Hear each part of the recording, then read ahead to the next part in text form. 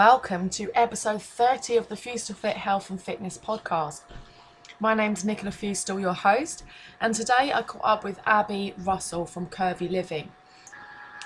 The great thing about Abby and the difference with all of my previous guests is that Abby seems to have had such an amazing upbringing that she's not had an issue with food, eating disorders, body image, and yet she's so confident and positive in her body that she's in today.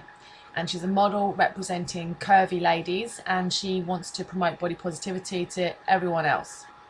So I think you're going to enjoy this episode. The way that she speaks is really inspiring, and I think we could all learn a little bit from listening to her.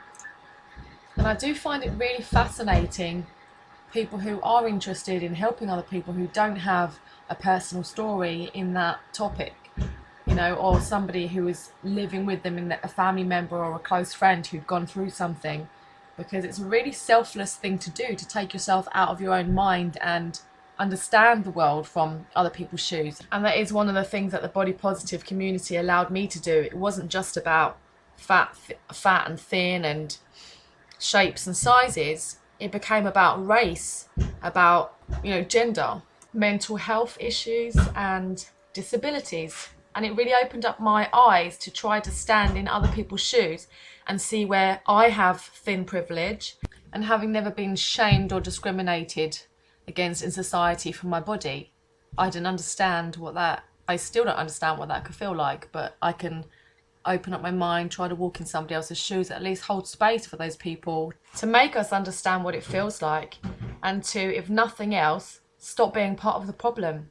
So enjoy the show, and check out the show notes where I will put all of the links and places on social media where you can find Abby and follow her. Money. Welcome to the FeustelFIT podcast with your host, Nicola Feustel. Straight talking, body positive coach and personal trainer. Nicola brings you your weekly guide to finding real health and fitness, and to live the life you deserve. Welcome. Today's guest is Abby Russel from Curvy Living. How are you? Yeah, I'm great, thank you. Thanks for having me on. You're welcome. So for the listeners who don't know who you are, can you tell us a little bit about yourself? Yeah, I am a curve model. So I do a lot of work kind of in the side of the plus size modeling sort of range, although I don't like to call myself a plus size model because I'm a size 12, 14, so I like to call myself a curve model. I have curves, I'm proud of them. And a lot of companies are wanting to use kind of more curvier models now, which is great. So there seems to be a lot more work in that area. So that's kind of what I do as my main job. And I'm also an ambassador for the Body Confidence Revolution. And that was a movement started by Leah Shanks.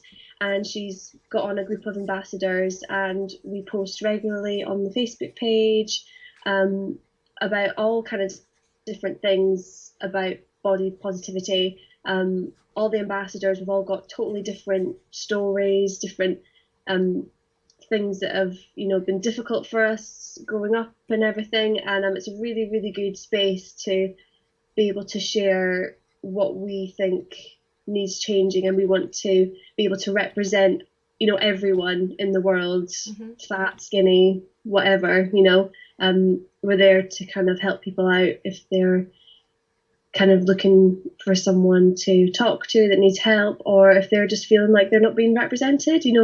Everyone's normal. We all have a place in the world, and it's sad that a lot of women and men feel like we're looking at the media and not seeing ourselves. We're seeing this ideal beauty it's not real. Yeah. So yeah, that's a great thing. So can you take us back? Because obviously when we're born as babies, we're confident in our bodies, we don't have any issues, and there's a certain age that we become aware that we even have a body, and then an age when we start to attack ourselves, or certain environments around us make us then feel negative about our bodies. Yeah. When was the first time that you realised you had a body, and when did you, if ever, feel negative about your body? Well, the thing, I'm very lucky to have grown up with a lot of confidence, and I put that down to my mum and dad, especially my mum. I never seen her talk badly about herself. And my mum and dad really brought me up to, it's most important to be a good person and do the right thing in life. That was what it was. It's, you're an amazing, beautiful person. Your personality is what is the most important. It's not your looks that gets you far in life. And I think growing up, I was quite chubby when I was younger. And I had some comments made about me at school. I think I actually lived in America when I was 6 years old for 3 years, and that really gave me a lot of confidence, because as you can imagine, we always think of Americans being so confident, don't we? Mm-hmm. They're really out there. And I went to an elementary school, and they do build it in you. And I had no issues with myself there. But it was when I returned back to Scotland, I got bullied for kind of being different, because I was this American girl sort of thing, very different from the little country village in Scotland.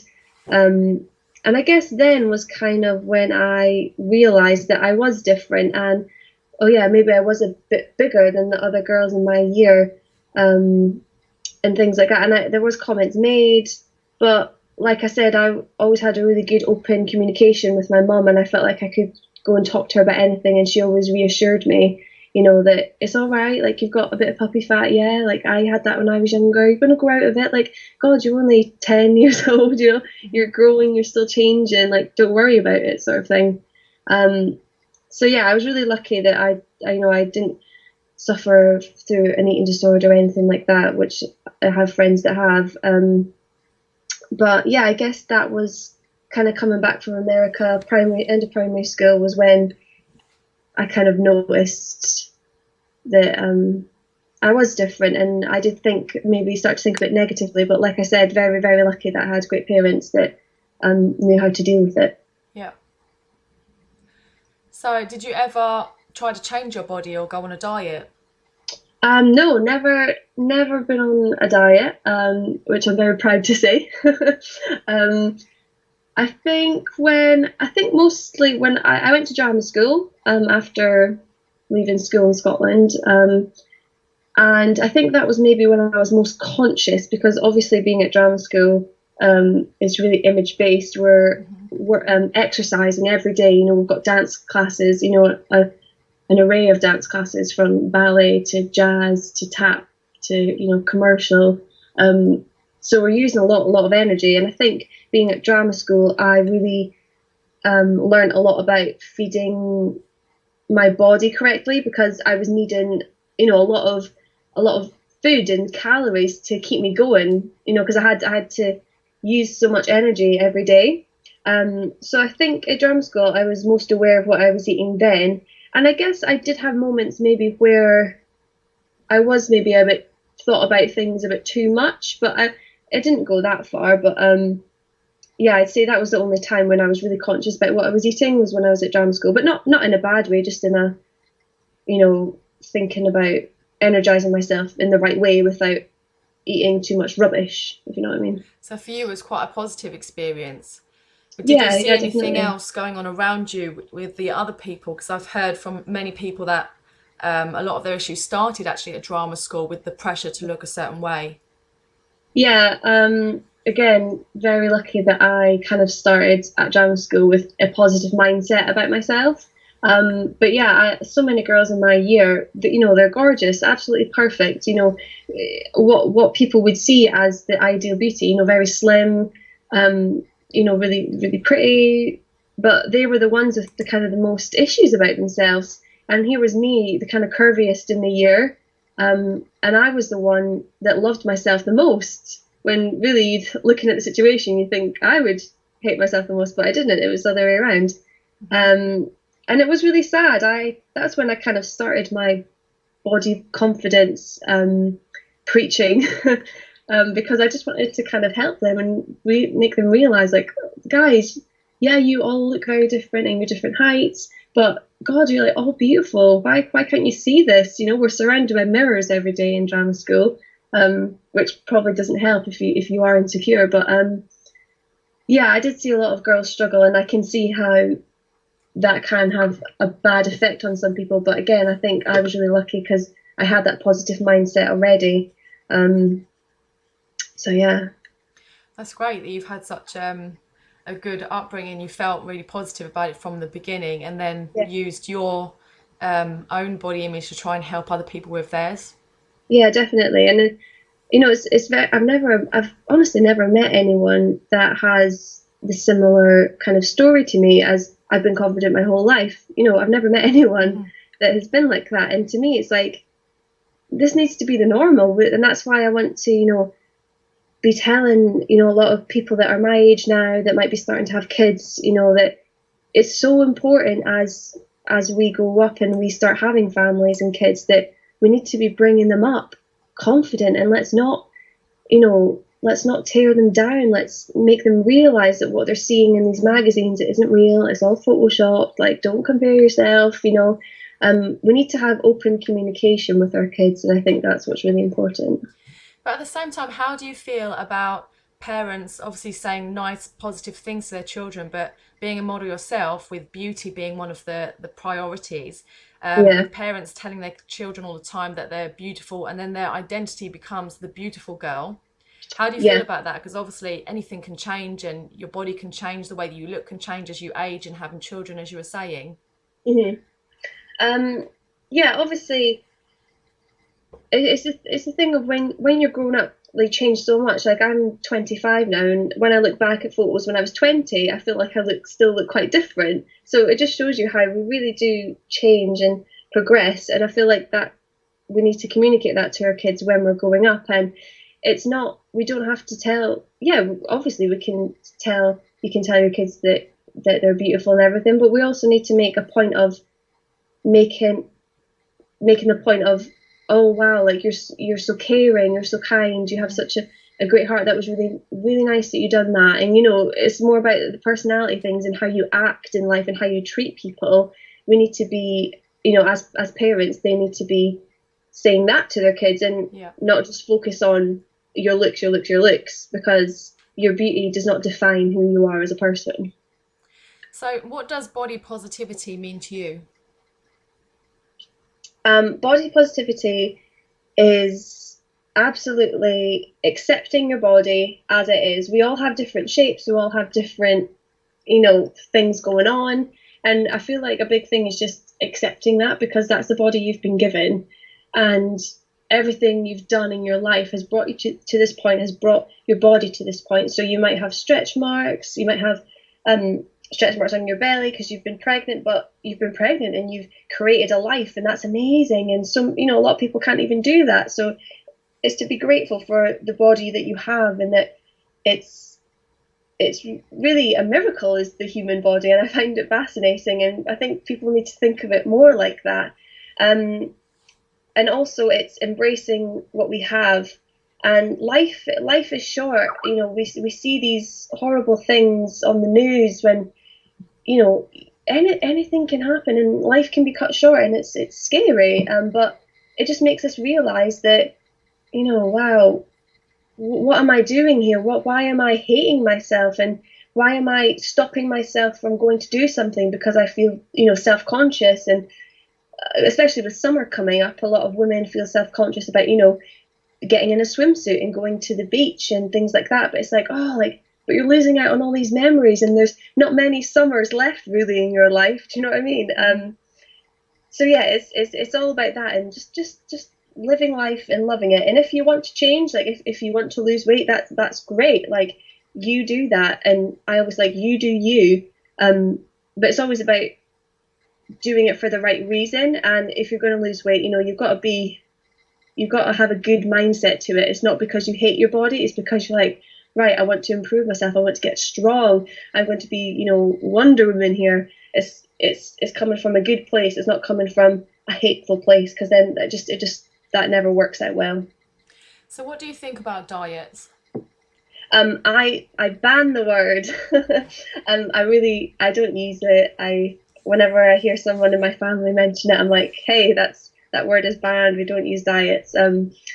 It's just, I realize that it just is a load of nonsense, and it's all about a healthy lifestyle. It's about having, you know, moderation. It's not about, you can't cut out, you know, cut out carbs, I've never eaten carbs. It's like, well, your body needs carbs to kind of keep going, and we need all these different food groups, because that's how our body is, how it works, how you get energy and things like that. I don't know the ins and outs. I'm assuming that you know a lot more about it. But that's what I realised, that, and these diets, it's like it's always like a short amount of time, kind of, when you see people go on diets, and it's like, well, when you're done this 2-month diet, then what are you going to do? Are you just going to go back to like, what do you expect? I don't know what these people expect to happen, really.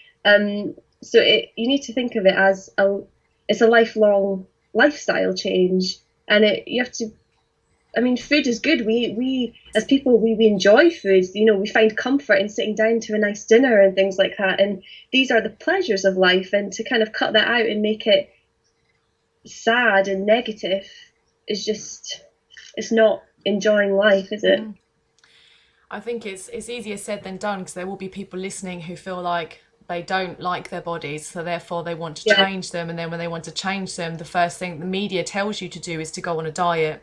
And they don't tell you about healthy living, or to, whatever you're going to do now, you should be able to do when you're 80. And it's always a quick fix.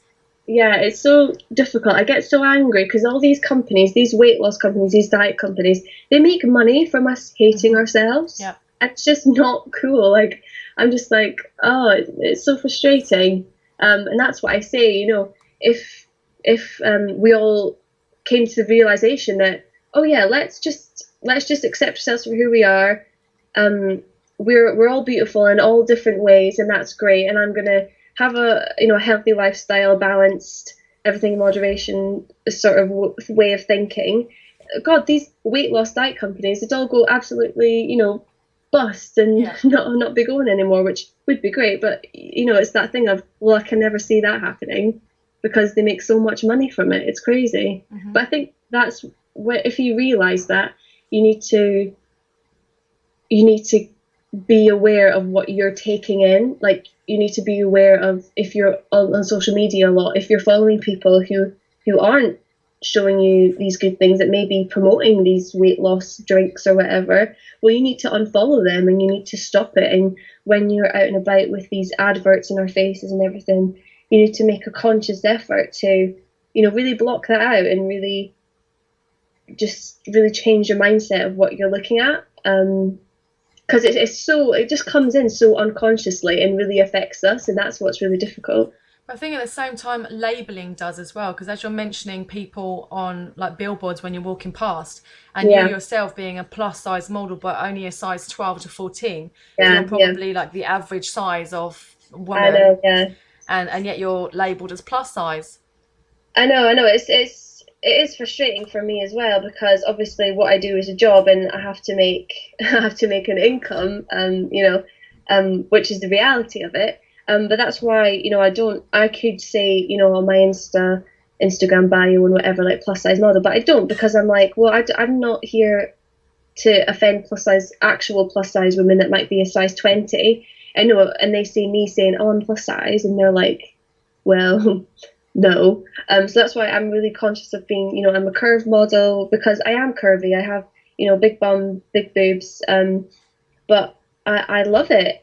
I love them, and I wouldn't change it. Like, I don't want to lose weight at all. And yeah, I am classed as like the average size really of the women, but I'm really prone to cellulite on my legs and on my thighs, and I'm there to represent those kind of people, and it's difficult because I can't represent the whole, all the women in the body positivity community, because actually the body positivity community started from fat activism. So it was real fat women on social media that done it, and I feel like recently it's been a bit of a chatter about how they just feel really annoyed because the kind of there's almost like a new ideal beauty of the curvier women sort of thing coming in, like the model Iskra Lawrence. I don't know if you're familiar with her. She's very, when you see her body, she's got curves, but she's very toned,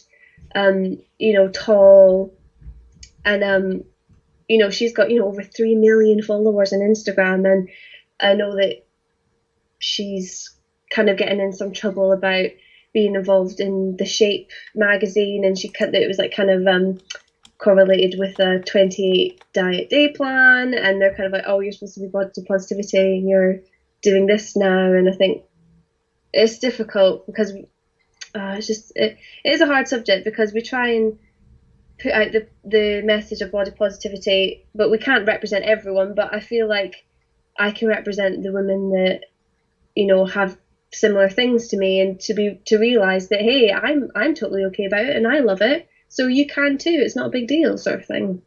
Yeah, and there is like gaps really in the people who are being represented. Like you're saying, you're called plus size, but yet you haven't got people who are bigger being called plus size. They're just not represented at all. Well, yeah, exactly. It seemed okay now to be bigger if you're curvy, but if you're straight and you're bigger, then it's not okay, and you're still not represented in the media. Yeah, that's true. Yeah. So tell us about your modelling then. How did you get into that? So yeah, it was really random. So yeah, my main dream was musical theatre. So when I graduated from high school in Scotland, I went to college in Scotland for 2 years, got my higher national diploma in musical theatre, and then I auditioned for drama schools down in England. And so I got into PPA in Guildford. I was on the 3-year course there. So it was really great. It was quite exciting. We were the first year of this new course. So, it was quite exciting being kind of the newbies and starting off this course being the originals of this new course. And I was really enjoying it. It really tested me and tested my personality and who I am, which was great because it made me really, really strong, and I wouldn't change it for the world. But as whilst I was there, I believe I was in second year, I took part in a competition with Curvy Kate, which is an underwear brand, and they do a competition called Star in a Bra. And it was my mum actually that saw the advert for it and said, oh, you should go in for this. And I've never modelled before. I never really thought of it. But like I said, always been very confident with myself. And that was what the competition was about. It was about women who have curves, but want to promote it and be confident with it and help other women. So it sounded all good to me. So I applied and ended up coming third, which was amazing. I didn't expect that at all. And I got such good feedback from doing it. People were like, oh, like, you're really good. Like, you've definitely got like a natural thing going on here. And I was like, oh, I guess, like, and I did really enjoy it. And I was like, oh, I guess this is something I can maybe have on the side, because, as an actress, you realise that it's not constant work. You might go a couple months without anything. So it's always good to have a side interest going on. So I kind of kept it in mind. I'd done just a couple of shoots, just kind of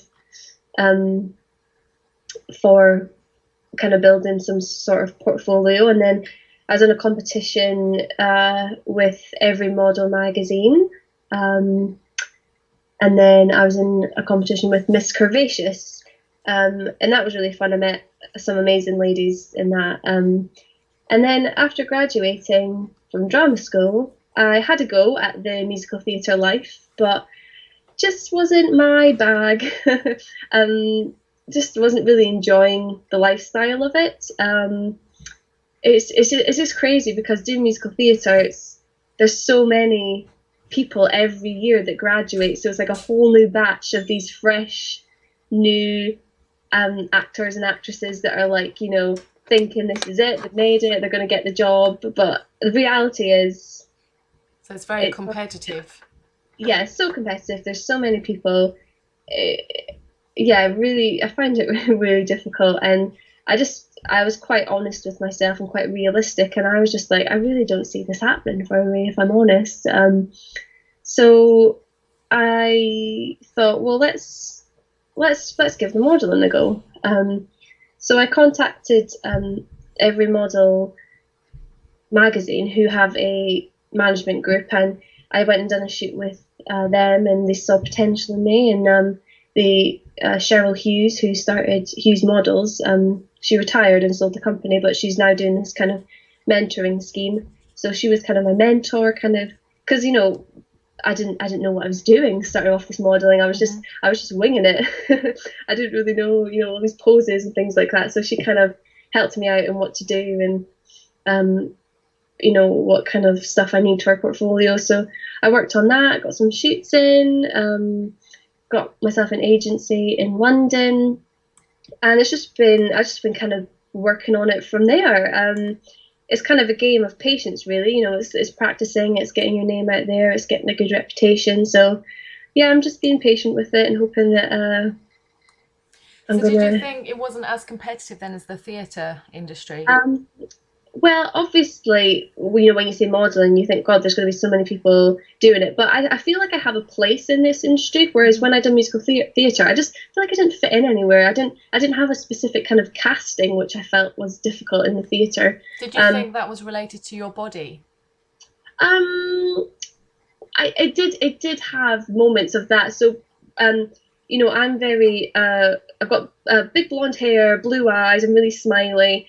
And, that would be your kind of typical, like, oh my God, hey, like American cheerleader in a musical sort of thing. But then they're really tiny, those type of characters. And whereas, I'm a bit bigger, I've got curves, I'm seen more as an older person because I'm bigger.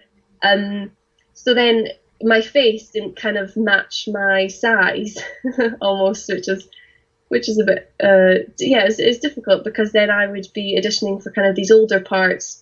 And then they'd be like, "Oh, but you still don't really look. You still look really young." So did they ever like body shame you or tell you that you need to change your body to fit into a part?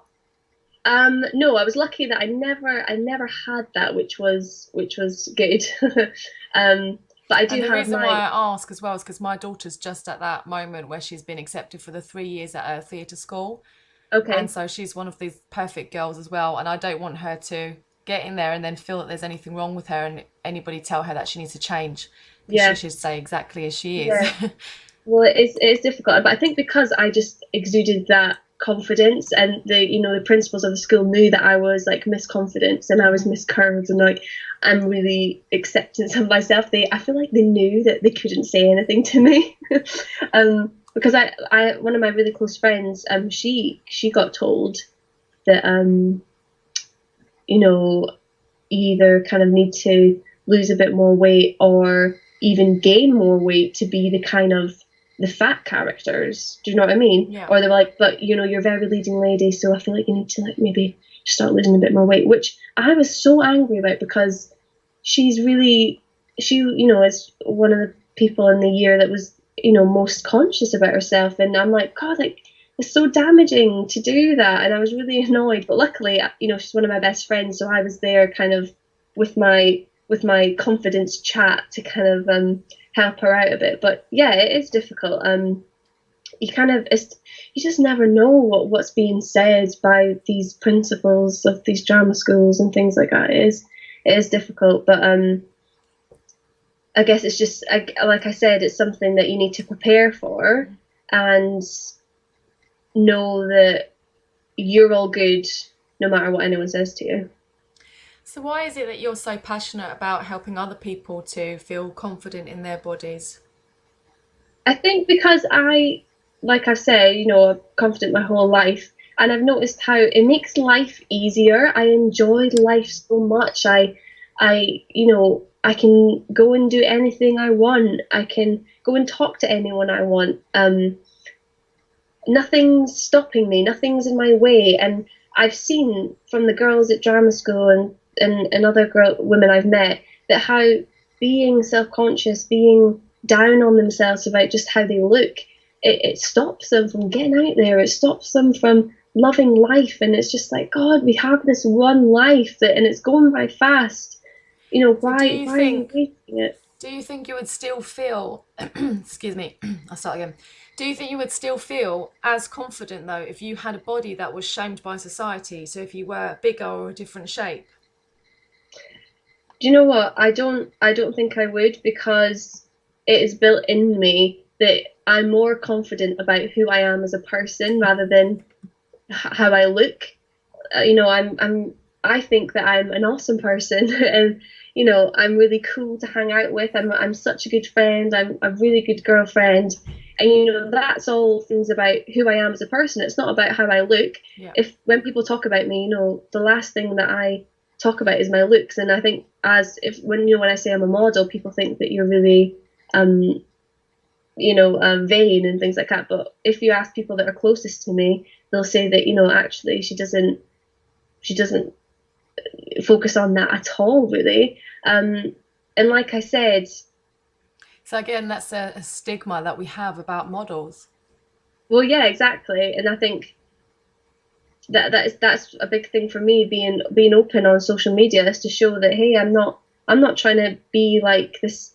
Oh, look at me! Aren't I so amazing? Like, aren't I so good looking? It's me saying, hey, look at me! I'm accepting myself. I'm loving myself, even though I, you know, have cellulite, even though I'm not what is seen as the ideal beauty.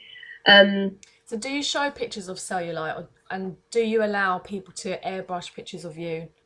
Yeah, so I showed a picture with cellulite quite recently, but it's difficult, and I put that in the caption, and I was saying that you know some photos that I might show if I'm in my underwear, and it'll look like I don't have any cellulite, but it's all about angles and lighting of you know maybe where I'm shooting, because like a good light it shows nothing. But then Yeah. I just done a shoot recently, and because it was of the certain lighting, you could see like full cellulite on my thighs, and I feel like I might want to share that unedited just to say like you know it's all about what we see on social media isn't always true, and people always tend to show the best, most flattering pictures, sort of thing. But I try to be as transparent and as real as I can be. So do you think then, so the companies that are taking that shoot, will they airbrush and make it look quote unquote perfect, and then you'll show the unedited version to be like real to your like Yeah, fan base? yeah. So I try to do it as much as possible, and I'm quite lucky. Most of the shoots I've done like haven't been overly airbrushed or anything. You know, it's just kind of like brushing out the bruises on my legs or anything like that, and you know, just touching up your face from your makeup and whatever. It's never been over the top, which you know has been good for me. But yeah, I done a shoot last summer, and she edited like my waist, like put my waist in even more. And then I obviously saw it and was like, well, that's not my body. So I said to her, I was like, can you send me these back, like, and don't edit my body at all, like, don't alter the shape of me. Like I just want to show my actual shape. So and then she was cool about it, so she sent me them back. But I have heard stories of I guess bigger companies, you know, just do what they want to do, and you know it's a bit difficult to control it. Yeah, which is great that you're doing that on social media and speaking about it so people can see the real you and understand the media and how manipulative it is in a way, Oh showing yeah, us things that definitely. aren't true. Yeah, and that's the thing. And then growing up, my mum was always really honest with me because we always loved a good magazine read, but she was always really honest. Like, right, Abby, right, these you see this here, like that's not real. That's photoshopped. Okay, like what you're looking at here is not what is achievable. You know, in real life, this woman doesn't even look like this woman in real life because it's you know it's photoshopped. It's not real. That's great. So that's obviously what we need to do then with our kids. Yeah, it's just about being. It's just we just need to be open and honest and be like you know we don't all look the same, and yeah we see these people in the media that look this certain way, but that's just them. Look at how different everyone looks in our in our family. Look at all the different shapes and sizes. Look at all the different shapes and sizes in your friend group. You know it's that's what's real, and we get so caught up in what we see on social media and everything that we just need to kind of sit down and remind ourselves. So how do you feel about the fitness industry and exercise? Because obviously, as you're saying there about the magazines, and your mum was telling you, you know, those are photoshopped and whatever. And we're Yeah, always shown these fitness images, especially on fitness magazines, and it always looks a certain way. And we associate that picture with health. And some yeah, of us who think, well, health is one of my values. That's what I want to be healthy, not necessarily look a certain way, but we then believe that that picture is health, therefore we need to edit our body, diet, exercise in a certain way to achieve that health. What do you feel about all of those images? Yeah, I think that's a big thing. I always hashtag if I post about me exercising or whatever, it's healthy at any size, because it's true, a really famous plus size model, Ashley Graham, she's really open about her working out all the time, and she works out more than some of the really super slim people that I know. And she is plus size, she is bigger, but she's like, you can tell she's like healthy, and she looks like good, she looks healthy, even though she is bigger, even though she is plus size. We have to realize that it's all rubbish. We've been told for so many years that the skinniest person that was in my year at drama school, she could eat absolute rubbish. She could eat McDonald's every day. She could eat junk food, but it's because her metabolism was really fast and different to so many of other people. She just kept super slim, and that was that. Even though I probably ate healthier than her, but I was a size 14 and she's tiny. But it's literally just down to us being told these lies through advertising, through these companies. And I think that's a big thing that I'm going to start doing more about, is that we have to realize that you can be healthy at any size. Yeah. Looking at different bodies, it doesn't mean that the skinniest one is the healthiest, because that's absolute rubbish. Have you read Linda Bacon, Health at Every Size? No, I haven't. I would definitely recommend it, especially if you're going on that journey. Yeah, that was definitely. such an eye-opening book for me. It literally changed my world. Yeah, and I always remember on This Morning, the Alison, the quite big lady that works. Yeah. I remember they done, it was a while ago now, but they done like a kind of health check or something like that on like the crew of This Morning, and it came out like actually the healthiest person turned out to be Alison out of everyone else. Oh, that's great. It just, I always use that as an example, because it just shows you that So in regards to exercise, what motivates you to exercise? Because a lot of people use exercise as a form of changing their body and burning calories. Yeah. Well, before I went to drama school, I done obviously like amateur dramatics, so amateur shows, and I just loved dancing, and that was from a young age as well. I would do dancing when I lived in America. I done hip hop dancing. It's just I just get such a buzz from dancing. It's great, and it's such a good workout. So then when I went to drama school, we're doing all this dancing, and I got super fit, and we would do the occasional kind of body conditioning class. It was like burpees, sit-ups, push-ups, kind of intense, stuff. But I enjoyed it, and I enjoyed seeing my body get stronger, and I felt fitter, and that was really cool. It wasn't about that I maybe dropped a dress size or whatever. I wasn't thinking about that at all. I was like, I feel good, I feel strong, like, yes, like I've not felt like this before, sort of thing. Mm-hmm. So then after graduating, obviously it's difficult because we don't get to go to drama school every day and just have dance classes, so you had to kind of motivate yourself a bit more. But I really enjoy now doing kind of weights in the gym and things like that, because I'm actually quite a weak person. I always have this joke with my friends that I'm really weak, and sometimes when you kind of look at a curvier person, you think, oh, they're really strong, they got big bones, but it's like, not me. I don't have a lot of muscle here. So a big thing for me was that I wanted to just gain strength. So I still love to go to dance classes. I go to the company in London, SOS, seen on screen, and they do like amazing Beyonce dance workshops and things like that, which is just like I just love it so much. And then I have a PT here at home that I go and see every week, and we do kind of like weights and all stuff like that, which I really enjoy because it's just getting me strong. It's So I enjoy live it. in Scotland, do you? I'm actually now on the Isle of Wight. So you come all the way to London for dance classes? Well, yeah, if I'm in London for like a job or anything like that, then I'll fit it in. So can we talk about the body confidence movement you're saying you're ambassador? Because I've never heard of that one before. Yeah, so it's called the Body Confidence Revolution. Revolution.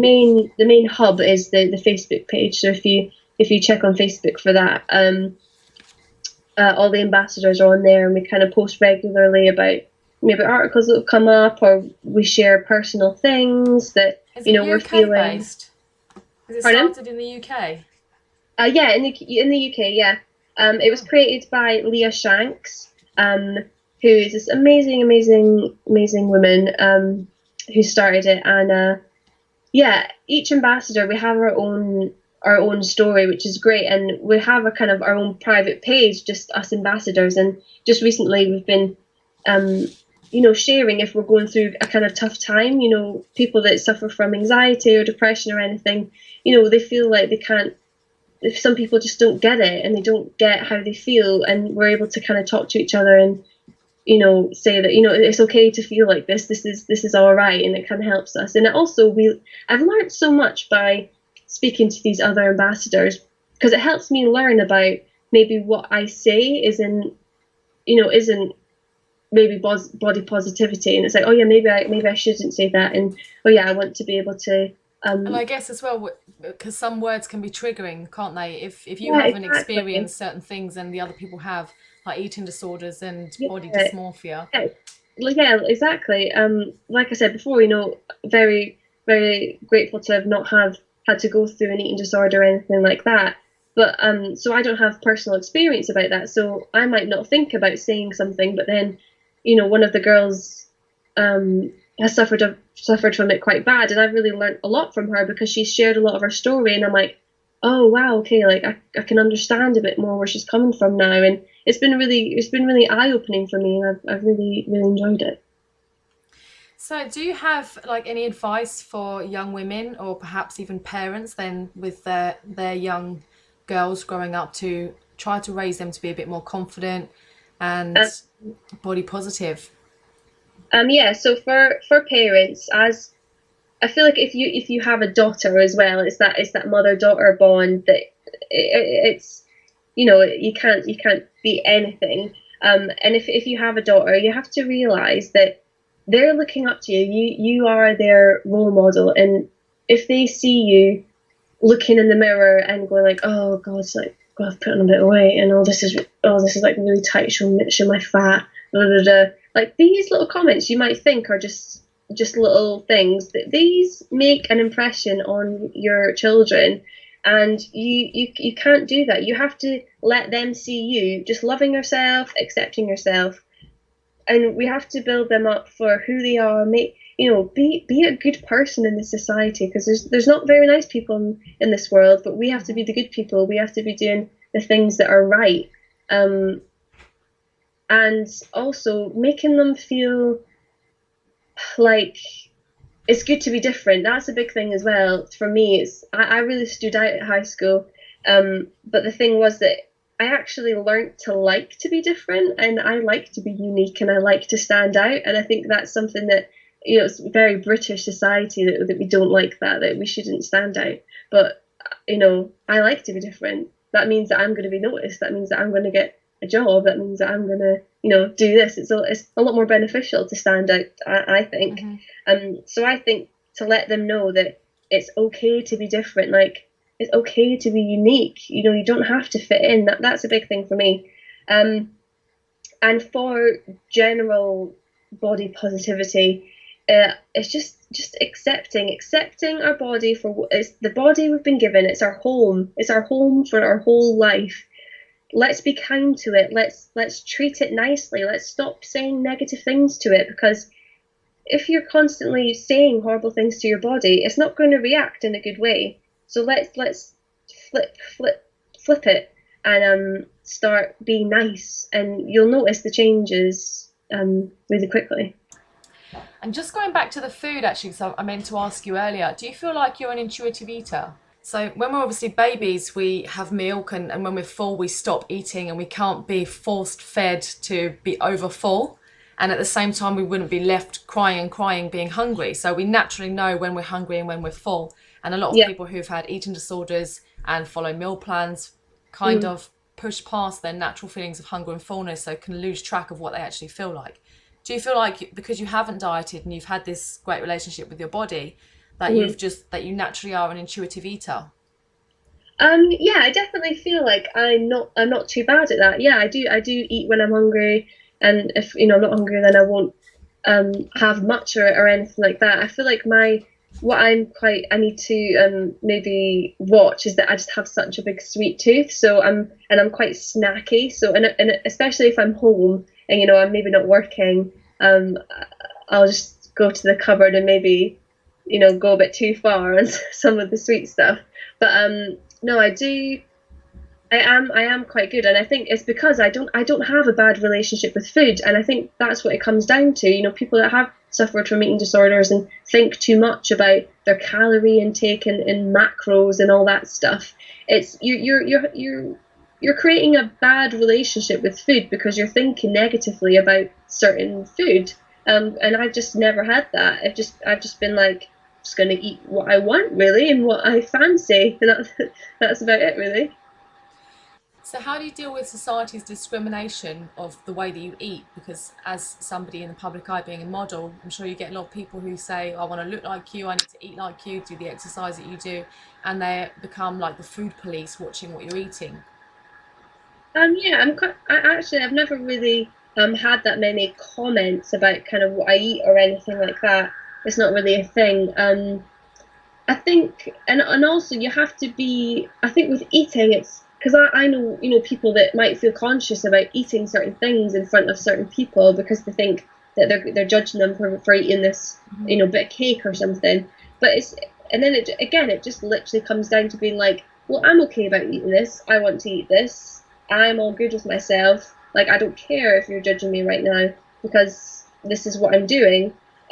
So yeah, like I don't let anyone's judgment make me feel bad about eating anything. So yeah, I've not really had that any comments made on what I eat or anything. So I'm just continuing to just do what I want really on the food front. Sounds great. You just sound so confident and happy in everything that you do and who you are. Do you think Yeah, that maybe yeah. comes down to like your values that you learn at home?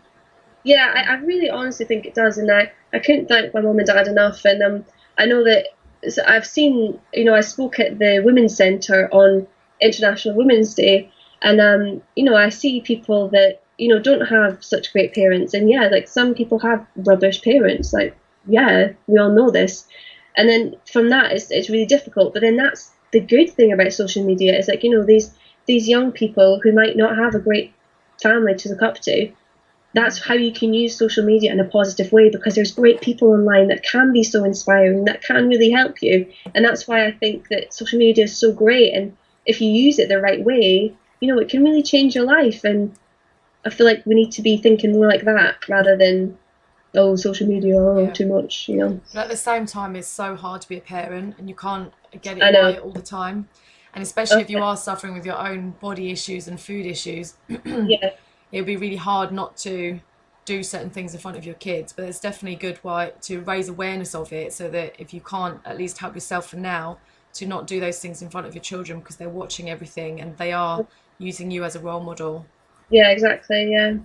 So is there anything else that you want to leave us with? Um, I just hope that obviously you mentioned that you get the vibe from me that I'm just really at one with myself, at one with my body, and I call it I'm very much in my happy place and I found my happy place. And I just hope that I can inspire people that I connect with on social media that maybe follow me on social media to find their happy place because it's a great place and it makes, like I said, it makes life better, makes life easier because we're not having to question ourselves so much and we can just make these decisions because we have our set morals and things like that. So we don't have a hard time dealing with things in life. It's all good, and that's what I hope people to find out. I just want them to find their happy place. I think the word that comes to mind to me is freedom. Yeah, exactly. Yeah, I don't feel constrained by anything. I don't feel like I'm exactly. Like I'm free to do whatever I want, and that's great. And I'm free to eat whatever I want, and I'm free to do whatever exercise I want. You know, it's who cares what people say? Yeah. Just do you. Yeah. So can you tell us all of your social media so we can follow you? Yes. So on Twitter, Instagram, I'm at no, on Twitter, Instagram, and Snapchat, I'm at Curvy Living. So that's my main handle, Curvy Living. And my website is www.abbyrussel.com. But I think I'm going to be updating that soon. So. Okay, I didn't know you were on Snapchat. I'm going to start following.